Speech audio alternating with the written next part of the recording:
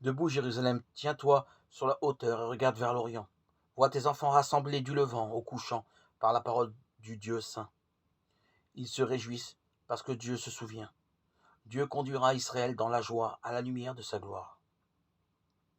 Avons-nous conscience que la parole de Dieu peut rassembler la multitude des sentiments qui occupent nos cœurs pour les unir en une immense louange?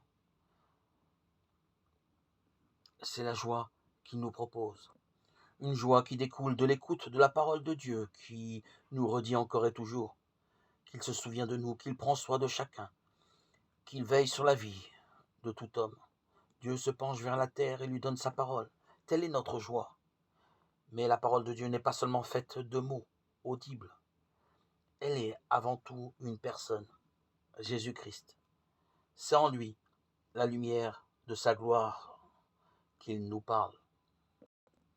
Marchons d'un cœur joyeux en laissant tomber nos habits de tristesse, le péché qui nous alourdit, la peur qui nous ralentit, l'inquiétude qui nous trompe.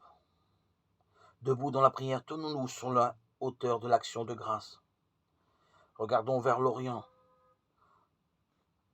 à Jérusalem, où tout le monde se rassemble pour entendre la parole de Dieu. Allons à la rencontre du Verbe de Dieu, le Fils du Dieu qui se souvient de nous.